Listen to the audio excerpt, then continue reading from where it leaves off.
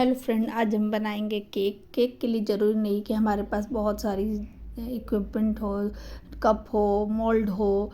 हम गैस पे नॉर्मल बर्तन से नाप करके बहुत ही स्पॉन्जी केक बनाएंगे। इसके लिए मैंने पहले ड्राई इंग्रेडिएंट्स निकाल लिए हैं। मैंने 1 कप मैदा लिया है, जिस कप से भी आप नापना चाहें नाप सकते हैं। और उसी कप से 3/4 कप मैंने शक्कर लिया है, जो मैंने मिक्सी के जार में पीस लिया। और उसमें आधा टीस्पून बेकिंग पाउडर लिया है और 2 टेबल स्पून कोको पाउडर लिया है। आपके पास अगर कोको पाउडर नहीं है तो आप एक डेयरी मिल्क का पैकेट भी डाल सकते हैं, उसे पिघला करके। अब मैं इसे मिक्स कर लूँगी और इसमें मैं आधा से आधा टीस्पून बेकिंग पाउडर डालूँगी। बेकिंग पाउडर डालने के बाद अब हम इसे छान लेंगे। हमें बेकिंग सोडा और बेकिंग पाउडर 2 अलग चीज़ें होती हैं, वो दोनों को डालना है। अब हम इसे छान लेंगे कि इसमें कुछ भी गुठली ना रहे। और जो भी हमारी मिक्सी के जार में थी थोड़ी, वो भी मैंने निकाल लिया और उसे छान लिया। ये मोटी चीनी को मैं हटा दूँगी। अब हम इसमें ये देखिए, मैं बेकिंग सोडा भी डाल रही हूँ, 1 चुटकी बेकिंग सोडा और अब मैं इसमें थोड़ा सा मिल्क पाउडर डाली हूँ। जिस कप से मैंने चीनी नापा था उसी में थोड़ा 4 चम्मच मैंने डाला है। अब हम वेट इंग्रेडिएंट्स कर लेंगे। 1 कटोरी मैंने नॉर्मल टेम्परेचर का दूध लिया है। दूध में मैंने 1 टेबल स्पून मतलब 1 बड़ा स्पून विनेगर मिलाया और उसे मिक्स कर दिया।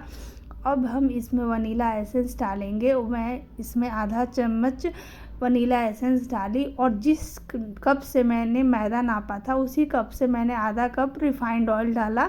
रिफाइंड ऑयल आप कोई सा भी डाल सकते हैं। मैंने सनफ्लावर रिफाइंड ऑयल डाला और उसे अच्छी तरह से मिक्स करने के बाद कम से कम 2-3 मिनट दूध तेल को मिक्स करने के बाद मैं उसमें सारे पाउडर वाले मिक्सर डाल दूंगी।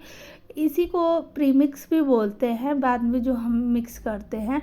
मैंने मिल्क पाउडर भी यूज किया है, अगर आपके पास नहीं है तो आप नहीं भी यूज कर सकते हैं। हमें ऐसे ही फ्लोई कंसिस्टेंसी चाहिए, हम ज़्यादा पतला और ज़्यादा गाढ़ा भी नहीं चाहिए। मैंने केक बेक करने के लिए एक कढ़ाई ली है, उसमें एक स्टैंड डाला है और एक टिन में मैं ऑयल करके उसमें बटर पेपर लगा दूँगी।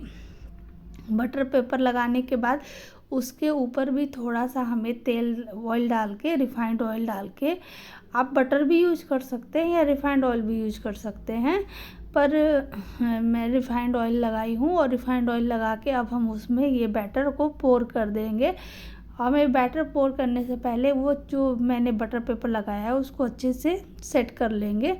अब मैं एक बार फिर से इसको मिक्स करती हूँ और मैं उसमें बटर पेपर, हमारा केक टिन तैयार हो चुका है। अब मैं उसमें ये डाल दूँगी।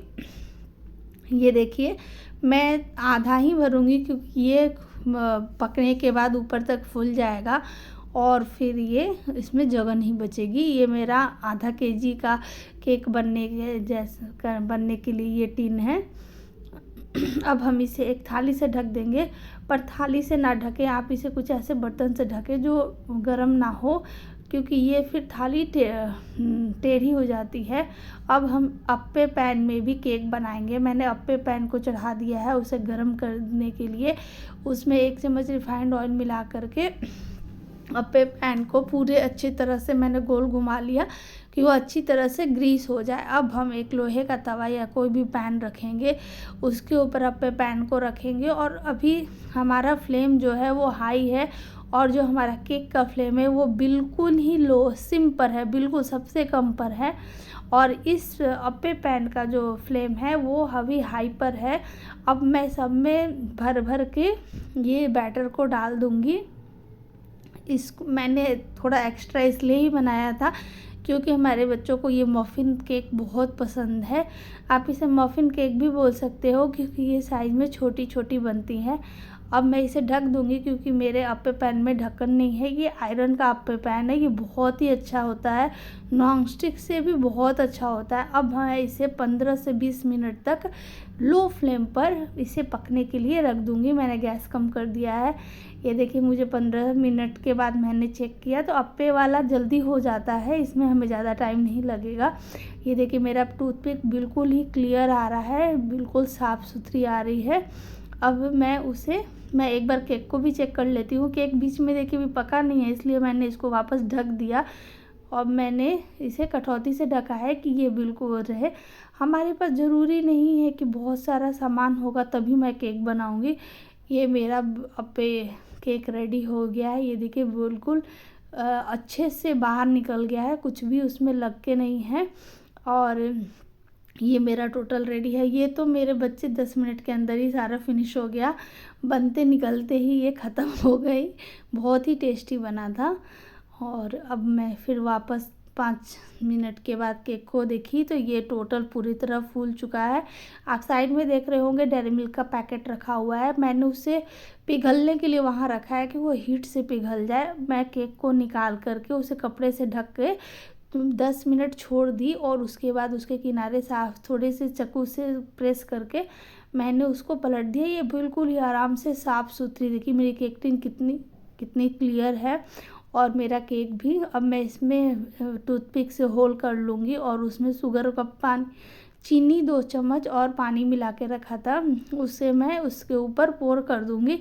इससे केक बहुत ही स्पॉन्जी और अंदर तक स्वीट हो जाता है। क्योंकि मैंने चीनी की मात्रा कम ली थी तो मेरा केक ज़्यादा मीठा नहीं होगा। और ये मेरा जो डेयरी मिल्क है वो बिल्कुल पिघल चुका है, उसे थोड़ा सा कट करके हम ऊपर से डेकोरेशन के लिए यूज करेंगे।